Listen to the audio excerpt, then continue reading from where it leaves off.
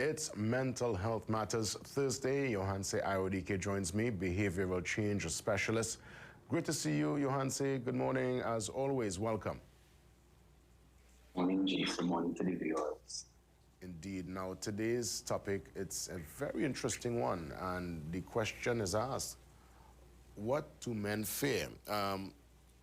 What do men fear? I mean, when we consider a man who's supposed to be, this pillar of strength, the king of the castle, and fear, there's some men who really do see the two, or they project this particular image that, well, I fear nothing, Right. But clearly, you beg to differ, and of course, through your literature and your research and your particular field, you will know differently. Yes. So simply put, many men fear being themselves, being their true, authentic selves. Now, no man is perfect, so we men bound to make mistakes. But even within the mistakes, things will be okay. It's okay. But many men fear being themselves because of what people might think or the reaction that they may get from people that they may not want. Interesting. I mean, I guess that doesn't really apply to the hard man. I mean, there are men who, very strong in their opinion, sometimes could even be a bit obnoxious. They come into the room and they're loud and they look my hair. I mean, that man, I don't think will have any particular fear of being himself. Is that his true, authentic self, that loud, look my hair kind of person? Many times it may not be, because many men may overcompensate for some sort of inconsistency or flaw that they perceive they have that they want to hide from people, and then they become this big or braggadocious type character. And even, as I was saying before, even within that flaw that they're trying to cover, that is their authentic self. Mm-hmm. So if they are afraid to show it, then they may create a facade to cover it up. Interesting. A lot of men, I think they fear rejection. Up to recently, I heard a grown man explaining to a group of guys that he will have to normally take a sip, take a little shot or something in a party to go and approach the woman. He says, that gets him a little more brave, a little more loose with the tongue.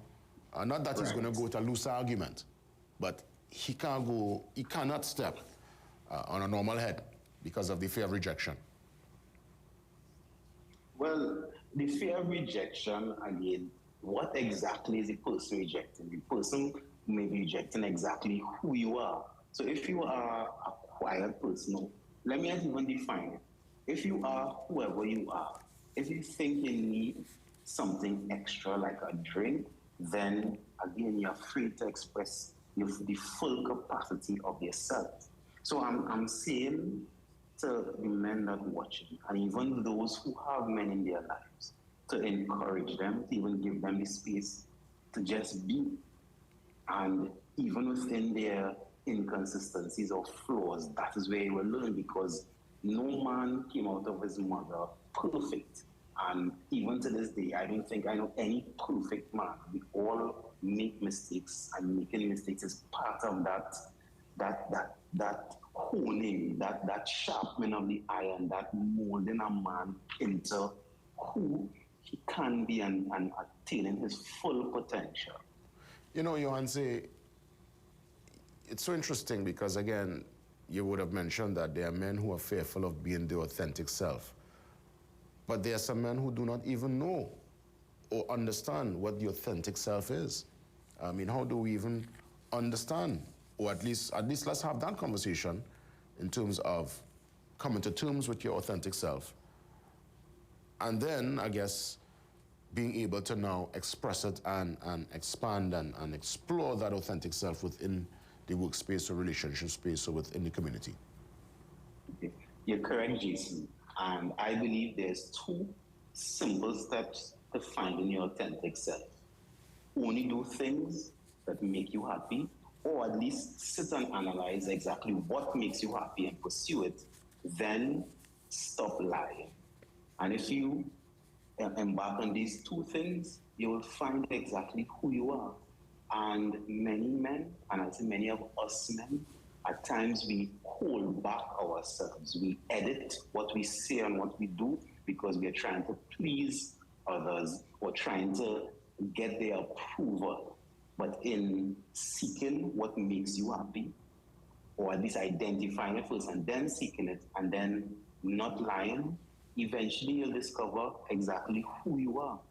Interesting. You know, as we get closer to International Men's Day, what would be your words of advice, of support, of strength to the men looking on this morning, you know, just to give us that boost? Because you notice I'm not seeing much grand celebration. I mean, yes, I'm sure the different organizations doing things for International Men's Day, but it's not really met with the verve and the sometimes enthusiasm we see for other celebrations, which I find is a bit unfortunate.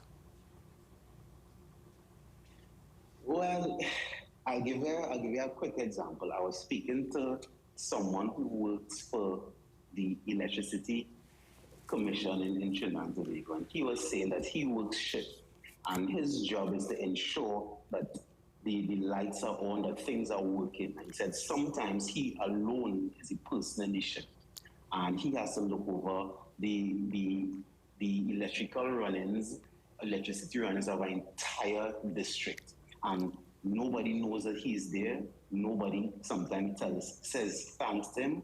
And what his solace is that he is a pillar of society, that without him and people like him in that function, that he know that society may not run as smoothly, and that he is contributing to society standing up on firm ground. And I would say to men who may feel like they're getting no gratitude or no thanks, that we thanking you for even behind the scenes ensuring that things running. And I gave him the example of the Greek god Atlas. Atlas carries the world on his shoulders, he alone, and he cannot afford to slip, stumble. He can't even complain that he's hungry. And if anything happens, people will quarrel with him, why you're moving so slow, why you stop with the world, etc. And I would say for my men looking on, thank you. Even though you may not get the thanks that you're looking for, that you want, but we appreciate all your endeavors. And do you think it's important for us men to also have that kind of support system for each other, to give, you know, sometimes I find it, a lot of men, I don't know if it's an ego thing, but they find it difficult to compliment an ex-man or to give our next man his flowers. You know, you want to, but, you know, you're taking up yourself, you're cool. So now there are others too who very much, I mean, I experience it all the time. There are men who come to me and say, JW, well done, good job, you know, and I feel actually a real great connection, because I know I'm the same way. If I rate a man with his performance or his particular station in life, I would go and tell him, hey, well done. I think we have to kind of come out of that. I don't want to really give this man any kind of accolades, because no, I think we have to celebrate as men. I think it's important for us to celebrate each other. You think we're getting closer to that place? We are getting closer, you know, and I agree with you, because it's important to be a brother's keeper. And that's not only in terms of protection, but also giving him the props, because every man is a professional in his own right, an expert in his own right. So what you know, JW, I don't know, and what I know, you may not know. So we all are pieces of the puzzle. So bringing down another man, in essence, you're bringing down yourself. And if we men are saying we are part of the pillars and the corners of society. If you're not building up your brother, who is a pillar, then by essence, you're not building up yourself. You're not building up the same community, society that you want your children to live. Yeah, and it's so funny that we went here, because when I tie this conversation back to fear, you think there is a sometimes genuine fear from men that if I give a man his props, I give somebody a particular rating, I'm giving him I'm almost handing over my manly prowess. It's almost like I'm giving this person a one-up on me, when to me that's not the case, because what he's good at, I might not be good at. The same way we will appreciate the likes of, let's say, Lara a Cristiano Ronaldo. We might appreciate the likes of a person who is great in the arts or great in business. You know, you look at somebody in technology, oil and gas, you say, wow, this person is a pillar. You give them the flowers. I believe in that. Yeah, I agree with you. And just quickly, if you look at the example of the movie 300, the 300 was able to accomplish what they did because every man understood that he's his brother keeper. Every man understood that each man have his strength in his own right. And it's not about bringing somebody down. It's not about being a crab in a barrel. It's about building something together. And when one man weak, we pop him up. When I weak, I can lean on my brother. Yeah. But you know, what we say is so ideal, and it's really a simple thing to do. But I could only understand within the trappings of a work environment, the trappings of the politics of life itself. There are many who might want to do it. There will be that burning desire to give a next person their compliments, but that fear factor will always hold them back. And again, I just want to give you a chance to just remind people why fear is not really the best option. As a man, while we should put that, especially when you're holding back on, as you rightfully said, your authentic self, could really hold us back in terms of us getting to a place of real prominence and achieving our true potential. I am saying that we are all men, that we are all human, and nothing wrong with feeling fear. But in the midst of the fear, still do what is necessary. And sometimes what is necessary could be a compliment, could be supporting someone, or even what is necessary is being yourself.